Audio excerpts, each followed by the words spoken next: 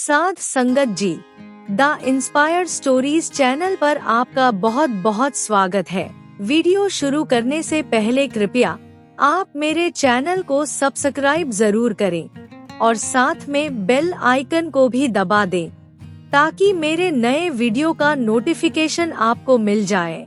और अगर वीडियो अच्छा लगे तो कृपया लाइक, कमेंट और ज्यादा से ज्यादा शेयर करें। अब देर न करते हुए आज की साखी शुरू करते हैं। साध संगत जी, आज की साखी बहुत पहले की है।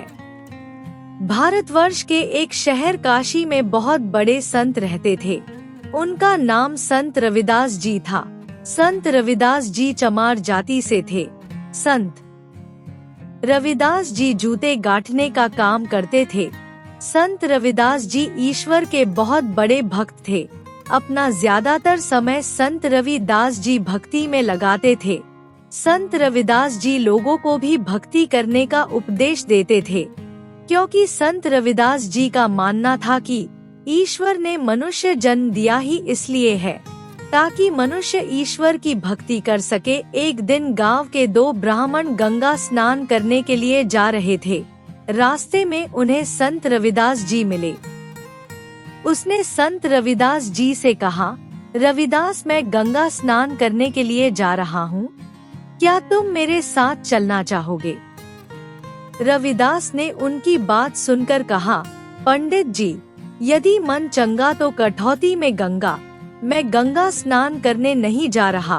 पंडितों ने रविदास की बात सुनकर कहा, रविदास, तुम तो पूरे नास्तिक हो। तुम्हारा संग कबीर जुलाई के साथ क्या हो गया, जो तुमने अपना धर्म ही त्याग दिया है? अगर तुमने गंगा मैया को कुछ दान करना हो तो मुझे दे दो, मैं तुम्हारे नाम से उन्हें अर्पित कर दूंगा। रविदास ने उनकी बात सुनकर उन्हें एक कौड़ी देते हुए कहा कि मेरी तरफ से तुम गंगा मैया से ये कहना कि ये कौड़ी काशी से संत रविदास जी ने भेजी है, इसे आप कृपया करके ग्रहण करें।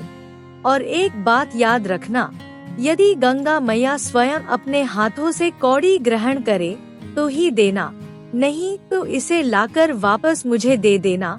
पंडित ने संत रविदास की बात सुनकर कहा, रविदास, तुम कैसी बातें कर रहे हो? गंगा मैया स्वयं अपने हाथों से ये कौड़ी कैसे ले सकती हैं? तब रविदास जी ने कहा, अगर गंगा मैया स्वयं अपने हाथों से ये कौड़ी नहीं ले सकती तो फिर दान देने का क्या फायदा? तुम इस कौड़ी को ले जाओ। अगर गंगा मैया स्वयं अपने हाथों से इसे ना ले तो तुम वापस ले आना। पंडित ने कौड़ी अपने हाथ में ली और फिर गंगा स्नान करने के लिए चल दिए। रास्ते में जाते हुए दोनों पंडित आपस में बातें करने लगे। एक पंडित बोला, ये रविदास तो पागलों जैसी बातें कर रहा है। भला गंगा मैया इस कौड़ी को अपने हाथों से स्वयं कैसे ले सकती हैं? ये बातें करते करते दोनों गंगा किनारे पहुंच गए और फिर गंगा स्नान करने लगे।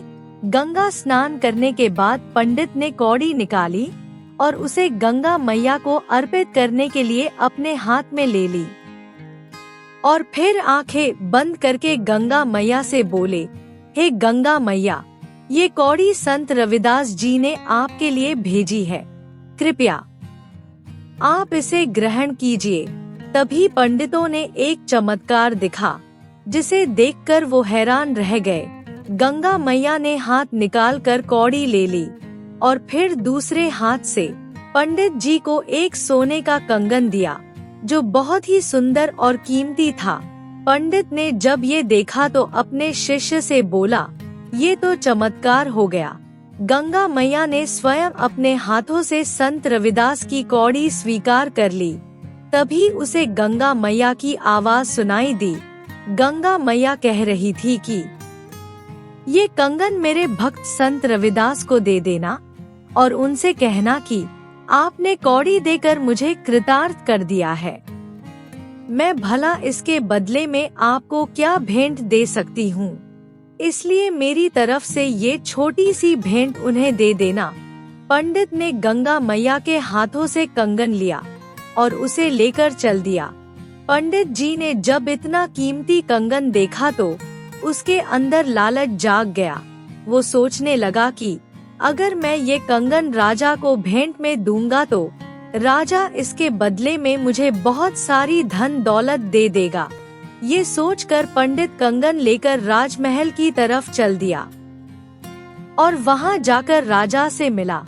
फिर पंडित ने अपने झोले में से कंगन निकाला और राजा को देते हुए कहा, महाराज मेरे पास ये अनमोल कंगन है जिसे मैं महारानी को भेंट करना चाहता हूँ। राजा ने उसकी बात सुनकर कहा, पहले मुझे दिखाओ कि कंगन कैसा है। पंडित जी ने कंगन राजा के हाथ में रख दिया। राजा कंगन की खूबसूरती देखकर बहुत प्रभावित हुआ और बोला, पंडित जी सचमुच ये कंगन तो अद्भुत है। तुम इस कंगन के बदले में क्या चाहते हो? पंडित ने राजा की बात सुनकर कहा, महाराज ये कंगन बहुत कीमती है, आप इसके बदले में मुझे धन दे दो। फिर राजा ने पंडित जी को कंगन के बदले में बहुत सारा धन दे दिया। वजीर ने पंडित जी का नाम पता लिख लिया। फिर पंडित जी धन लेकर वहां से चले गए। रात को राजा ने वो कंगन रानी को देते हुए कहा कि रानी, आज हम आपके लिए एक अद्भुत कंगन लाए हैं। हमें उम्मीद है ये आपको बहुत पसंद आएगा। रानी ने राजा के हाथ से कंगन ले लिया और फिर बोली, महाराज सच में कंगन तो बहुत ही अद्भुत और सुंदर है। मैंने अपने जीवन में ऐसा कंगन पहले कभी नहीं देखा। अब आप देर मत करिए और इसके साथ का एक कंगन और दीजिए ताकि मैं दोनों कंगन एक साथ पहन सकूं। महाराज ने उसकी बात सुनकर कहा, लेकिन रानी कंगन तो मेरे पास एक ही है। रानी ने राजा की बात सुनकर कहा, महाराज ऐसे कैसे हो सकता है? कंगन तो हमेशा जोड़ी में होते हैं, तभी तो दोनों हाथों में पहने जाते हैं। इसलिए महाराज मुझे बिल्कुल ऐसा ही एक कंगन और चाहिए। महारानी जब दूसरे कंगन की ज्यादा जिद करने लगी तो महाराज ने कहा, ठीक है महारानी, तुम चिंता मत करो, हम पंडित जी से दूसरा कंगन भी मंगवा लेंगे। फिर राजा ने दरबार में जाकर सिपाहियों से कहा कि सिपाहियों, कल जो पंडित दरबार में कंगन लेकर आया था उसे पंडित को तुरंत दरबार में पेश किया जाए। सिपाही राजा के आदेश पर पंडित जी के घर की तरफ चल दिए और उसके घर जाकर उससे कहा कि पंडित जी, आपको राजा ने इसी समय दरबार में बुलाया है, आप तुरंत हमारे साथ चलिए। ये कहकर सिपाही पंडित को लेकर चल दिए। जब पंडित जी दरबार में पहुँचे तो उन्होंने राजा से पूछा कि महाराज, आपने मुझे किस लिए याद किया है? राजा ने उसकी बात सुनकर कहा, पंडित जी, कल आप जो कंगन लेकर आए थे वो कंगन एक ही था, उसके साथ का दूसरा कंगन कहाँ है? पंडित जी, हमें उसके साथ का दूसरा कंगन भी चाहिए। उसके लिए आपको जितनी भी कीमत चाहिए मैं देने को तैयार हूँ, बस हमें वो दूसरा कंगन भी कहीं से लाकर दे दो। पंडित राजा की बात सुनकर डर गया और बोला, लेकिन महाराज, मेरे पास तो एक ही कंगन था और वो मैं आपको दे चुका हूँ। राजा ने उसकी बात सुनकर क्रोध से कहा, तुम झूठ बोल रहे हो, वो दूसरा कंगन भी जरूर तुम्हारे पास ही होगा। पंडित ने हाथ जोड़कर कहा, नहीं महाराज, विश्वास कीजिए, मेरे पास केवल एक ही कंगन था और वो मैंने आपको दे दिया। राजा ने गुस्से से कहा, मैं कुछ नहीं सुनना चाहता, मुझे उसके साथ का दूसरा कंगन चाहिए। अगर तुमने दूसरा कंगन मुझे नहीं दिया तो मैं तुम्हें और तुम्हारे परिवार को सूली पर चढ़ा दूंगा। पंडित राजा की बात सुनकर डर गया और हाथ जोड़कर प्रार्थना करने लगा कि हे भगवान, अब मैं क्या करूं? फिर उसने हाथ जोड़कर राजा से कहा, महाराज, मुझे 2 दिन का समय दीजिए, मैं आपको कहीं से भी वो कंगन लाकर दूंगा। ये बोलकर पंडित जी वहां से निकल आए। पंडित जी के लिए ये एक पहाड़ जैसी समस्या सामने आ खड़ी हुई थी।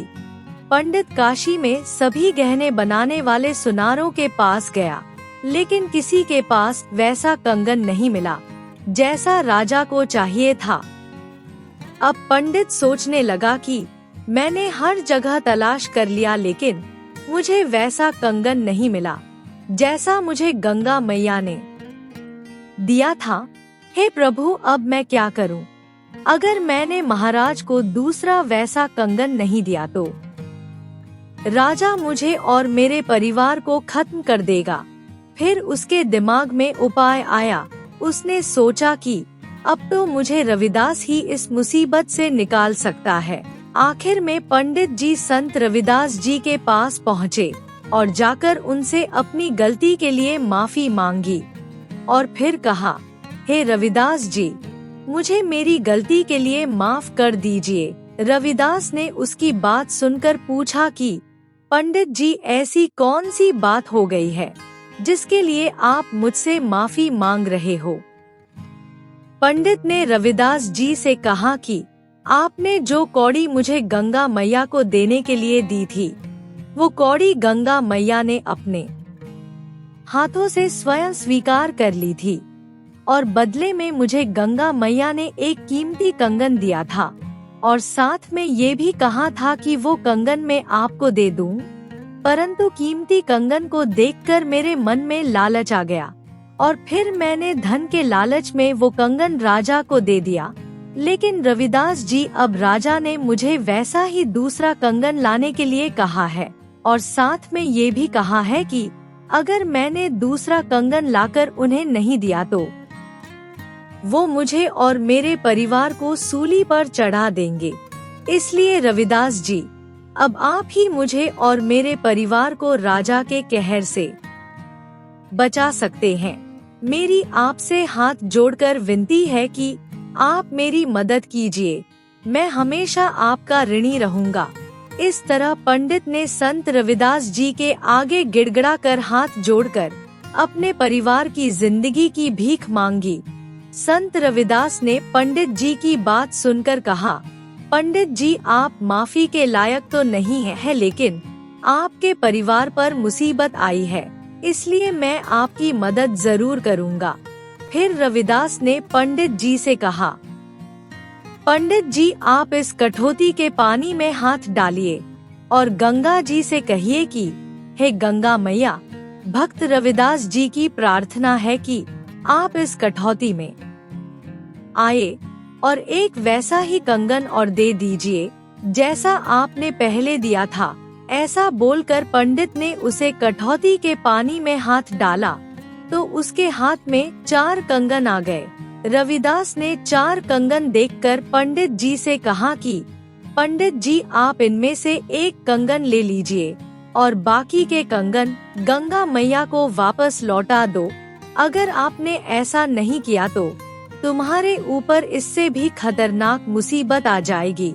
संत रविदास जी के मुख से ये बात सुनकर पंडित जी ने जल्दी से बाकी कंगन कठौती में डाल दिए और फिर एक कंगन ले जाकर राजा को दे दिया और कहा कि ये लीजिए महाराज। उसके साथ का वैसा दूसरा कंगन। महारानी ने कंगन देखकर पंडित जी से पूछा कि पंडित जी, आप ये कंगन कहाँ से लेकर आए हैं? कृपया इसके बारे में मुझे बताइए। पंडित ने महारानी की बात सुनकर कहा, महारानी जी, मैं ये कंगन संत रविदास जी से लेकर आया हूँ। महारानी ने सोचा कि रविदास कोई सुनार होगा जिससे मैं और भी ऐसे अद्भुत गहने बनवा लूंगी। साध संगत जी, रानी को एक असाध्य रोग भी था। रानी के ऊपर भूत प्रेत का साया था, जिसके कारण रानी बहुत परेशान रहती थी। राजा ने रानी का हर जगह से इलाज करवाया, नीम हकीमों के पास, यहाँ तक कि साधु संतों का आशीर्वाद भी लिया, लेकिन रानी को कोई राहत नहीं मिली।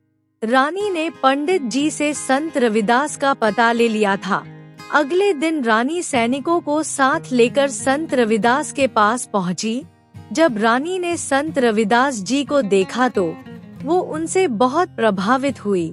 रानी को ऐसा लग रहा था कि जैसे उसके सर से कोई बहुत बड़ा भार उतर गया है। रानी ने संत रविदास जी के पैर छुए। ये देखकर संत रविदास ने रानी से पूछा कि महारानी जी, मुझ गरीब के पास कैसे आना हुआ?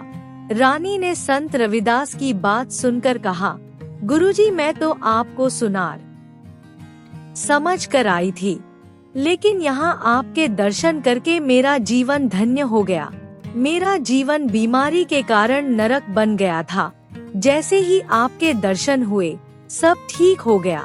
मैंने अपना इलाज करवाने में कोई कसर नहीं छोड़ी, किंतु मुझे कहीं से कोई फायदा नहीं हुआ था। लेकिन जैसे ही मैंने आपके दर्शन किए, मेरी बीमारी एकदम से ठीक हो गई।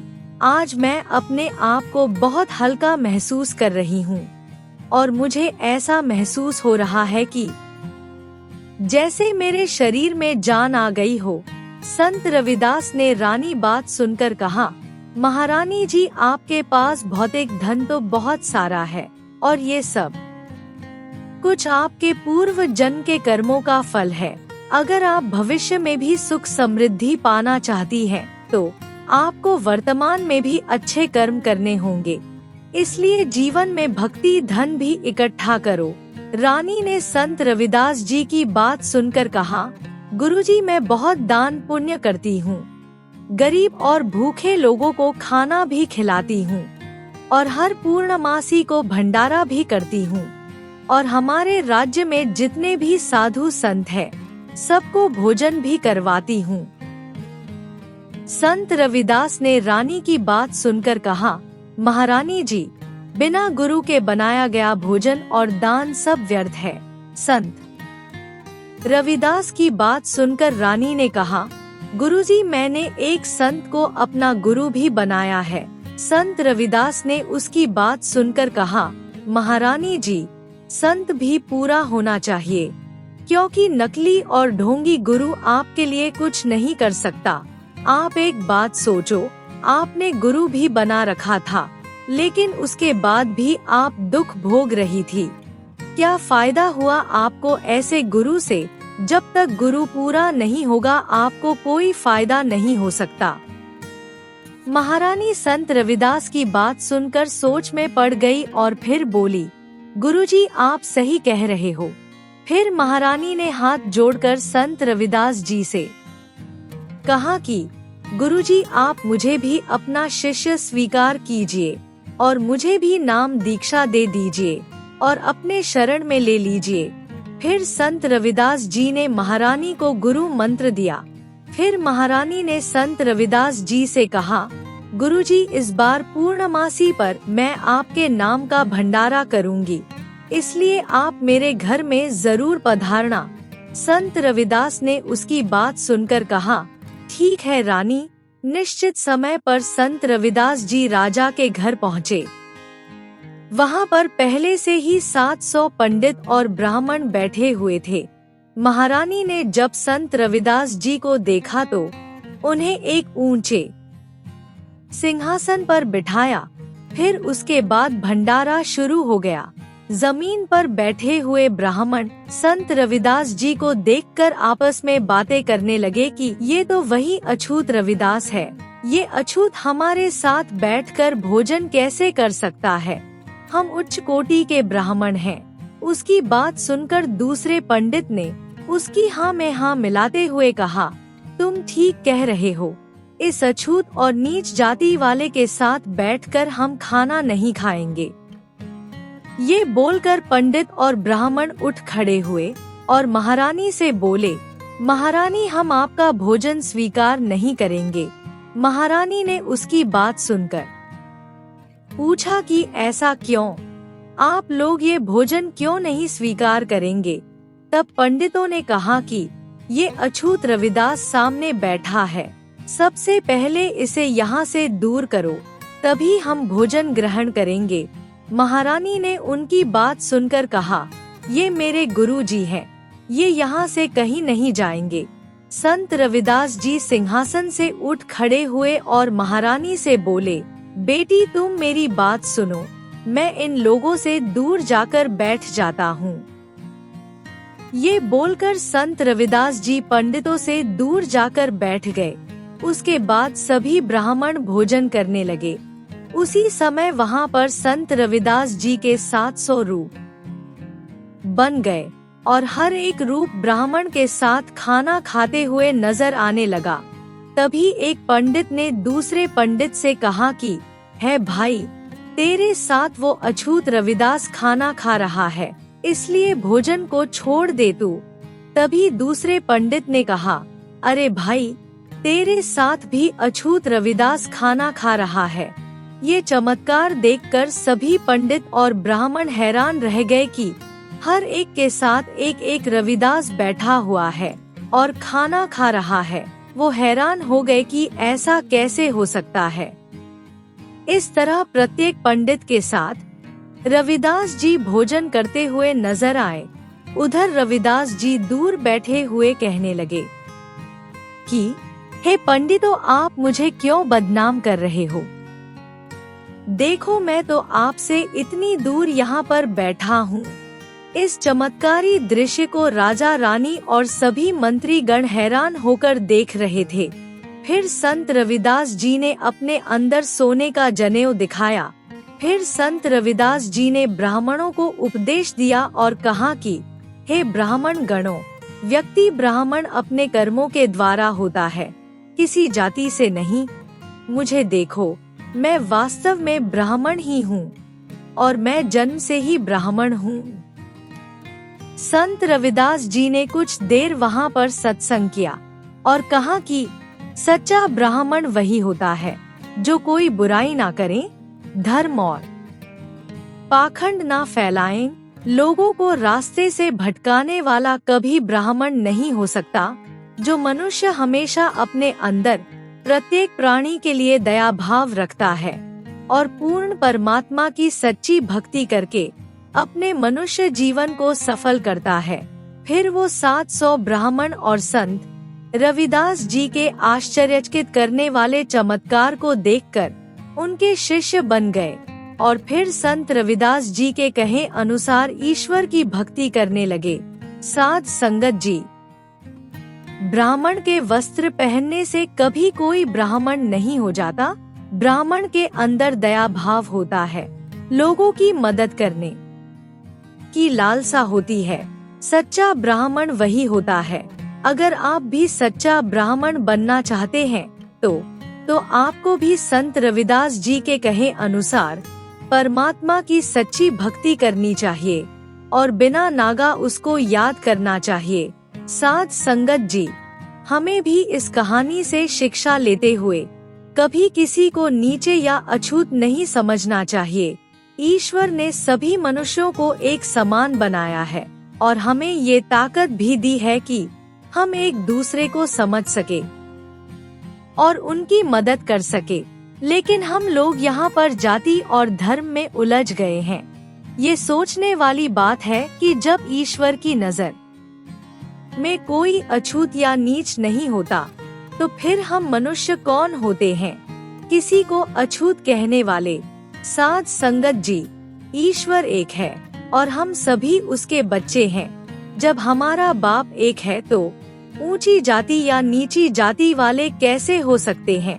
जब हमारा बाप भेदभाव नहीं करता तो हम लोग भेदभाव करने वाले कौन होते हैं? इसलिए हमें भी संत रविदास जी की इस साखी से शिक्षा लेते हुए अपने जीवन से इस तरह की बातों को निकाल देना चाहिए और जब भी कोई जरूरतमंद या गरीब मिले उसकी मदद जरूर करनी चाहिए।